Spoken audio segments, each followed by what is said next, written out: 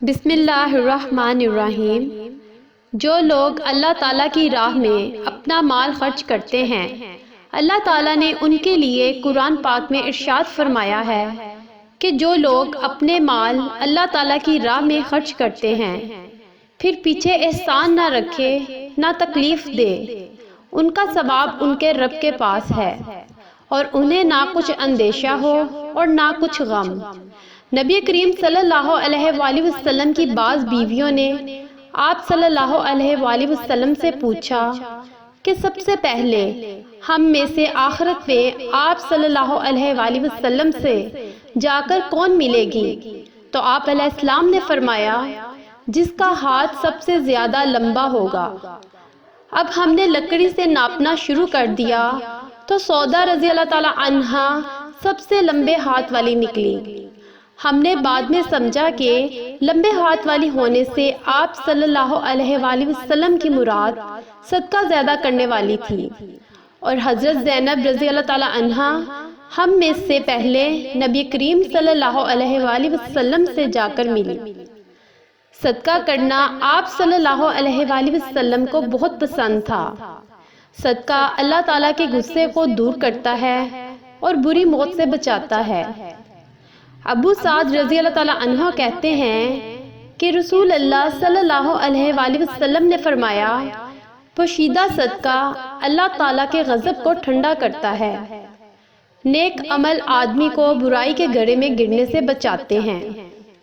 ابو ذر رضی اللہ تعالیٰ عنہ کہتے ہیں کہ نبی اکرم صلی اللہ علیہ وآلہ وسلم نے فرمایا، قیامت کے دن اللہ تعالیٰ 3 آدمیوں سے نہ کلام کرے گا، نہ ان کی طرف دیکھے گا، نہ ان کو پاک کرے گا، اور ان کے لیے دردناک عذاب ہوگا۔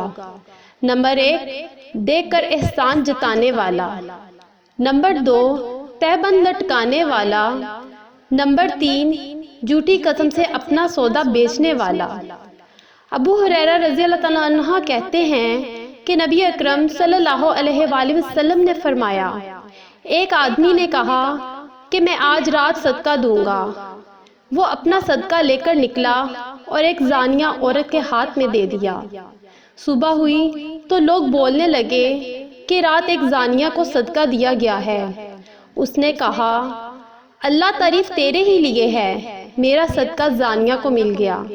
اس نے کہا کہ میں آج رات پھر صدقہ کروں گا۔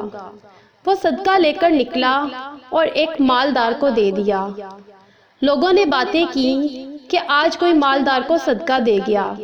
اس نے کہا کہ اللہ تعالیٰ تعریف تیرے ہی لیے ہے، میرا صدقہ مالدار کے ہاتھ لگ گیا ہے، میں آج رات پھر صدقہ دوں گا۔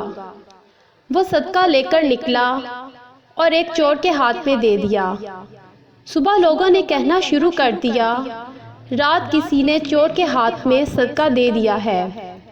اس نے کہا کہ اللہ تعالیٰ تعریف تیرے ہی لیے ہے، میرا صدقہ زانیہ، غنی اور چور کے ہاتھ لگ گیا۔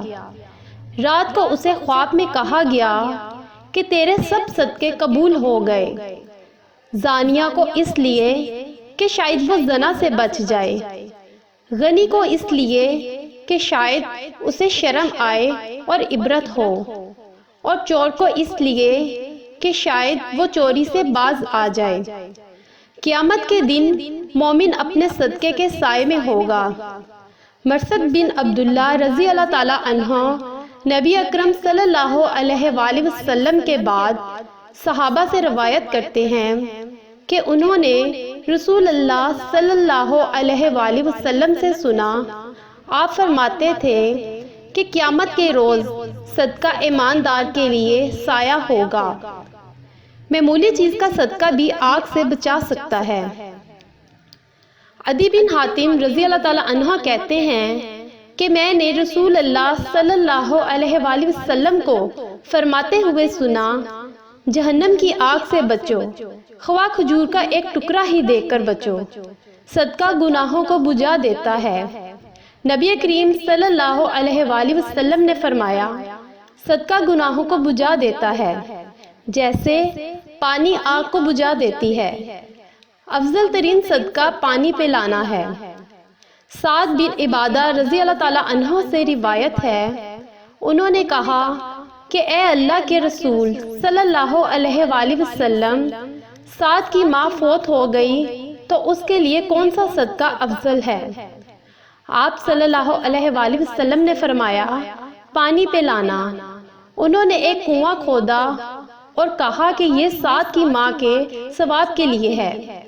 آپ صلی اللہ علیہ وآلہ وسلم عورتوں کے پاس سے گزرے اور فرمایا، اے عورتوں کی جماعت، صدقہ کرو، کیونکہ میں نے جہنم میں زیادہ تم عورتوں کو ہی دیکھا ہے۔ انہوں نے کہا کہ یا رسول اللہ صلی اللہ علیہ وآلہ وسلم، ایسا کیوں؟ آپ نے فرمایا کہ تم لعن طعن بہت کرتی ہو اور شوہر کی ناشکری کرتی ہو۔ عقل اور دین میں ناقص ہونے کے باوجود میں نے تم سے زیادہ کسی کو بھی ایک عقل مند اور تجربہ کار آدمی کو دیوانہ بنا دینے والا نہیں دیکھا۔ عورتوں نے عرض کی کہ ہمارے دین اور عقل میں نقصان کیا ہے؟ آپ صلی اللہ علیہ وآلہ وسلم نے فرمایا کہ کیا عورت کی گواہی مرد کی گواہی سے نفس نہیں ہے؟ انہوں نے کہا جی ہے۔ آپ صلی اللہ علیہ وآلہ وسلم نے فرمایا، بس یہی اس کی عقل کا نقصان ہے۔ پھر آپ نے پوچھا کہ کیا ایسا نہیں ہے کہ جب عورت حائضہ ہو نہ تو نماز پڑھ سکتی ہے نہ تو روزہ رکھ سکتی ہے؟ تو عورتوں نے کہا کہ ایسا ہی ہے۔ آپ صلی اللہ علیہ وآلہ وسلم نے فرمایا، یہی اس کے دین کا نقصان ہے۔ ابو ہریرہ رضی اللہ تعالیٰ عنہ کہتے ہیں کہ ایک آدمی نبی اکرم صلی اللہ علیہ وآلہ وسلم کی خدمت میں حاضر ہوا اور عرض کیا کہ اے اللہ کے رسول صلی اللہ علیہ وآلہ وسلم، کون سا صدقہ اجر میں افضل ہے؟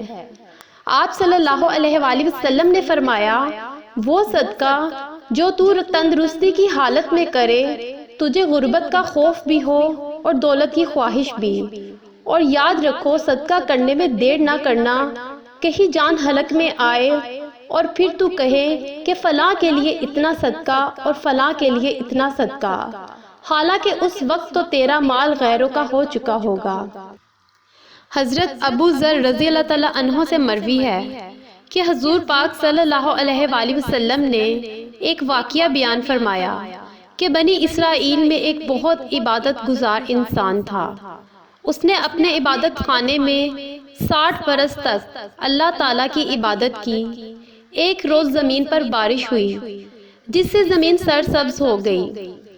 اس نے اپنی عبادت گاہ سے جھانکا تو سوچا، اگر میں نیچے اتر کر اللہ تعالیٰ کے ذکر میں مشغول ہو جاؤں تو اس طرح اپنی نیکیوں میں اضافہ کر لوں گا۔ وہ نیچے اترا تو اس کے پاس 1 یا 2 روٹیاں تھیں۔ اسی دوران اسے ایک عورت ملی، دونوں میں باتیں شروع ہوئیں، حتیٰ کہ اس نے اس عورت سے زنا کر لیا۔ پھر اس پر غشی طاری ہو گئی۔ افاقہ ہونے پر غسل کرنے کے لیے ایک تالاب میں اترا تو ایک سائل آیا۔ اس نے اشارہ کیا کہ وہ دونوں روٹیاں لے جائے۔ پھر وہ انسان مر گیا تو اس کی 60 سالہ عبادت کا اس زنا سے موازنہ کیا گیا تو وہ زنا اس کی نیکیوں پر غالب ہو گیا۔ پھر اس کی نیکیوں کے پلڑے میں وہ 1 یا 2 روٹیاں یعنی جو اس نے اس سائل کو صدقہ کی تھیں تو اس کی نیکیاں غالب آ گئیں اور اللہ تعالیٰ نے اس کی مغفرت فرما دی۔ صدقہ سے مراد خیرات ہے، چاہے وہ خیرات فرض ہو یا نفلی، اور یہ بات قرآن و حدیث اور تاریخی واقعات سے واضح ہے کہ صدقہ دینے سے مال میں کمی واقع نہیں ہوتی بلکہ ہمیشہ اضافہ ہوتا ہے، اور دونوں جہانوں دنیا اور آخرت میں اجر عظیم ملتا ہے۔ ابو ہریرہ رضی اللہ تعالیٰ عنہ کہتے ہیں کہ رسول اللہ صلی اللہ علیہ وآلہ وسلم نے فرمایا، صدقہ دینے سے مال کم نہیں ہوتا، معاف کرنے سے اللہ عزت بڑھاتا ہے، اور عاجزی اختیار کرنے پر اللہ مرتبہ عطا فرماتا ہے۔ آپس میں صلح کروانا افضل ترین صدقہ ہے۔ انسان جب اللہ تعالیٰ کی راہ پر خرچ کرتا ہے تو اسے دنیا اور آخرت دونوں جہانوں میں فوائد حاصل ہوتے ہیں۔ جزاک اللہ خیر۔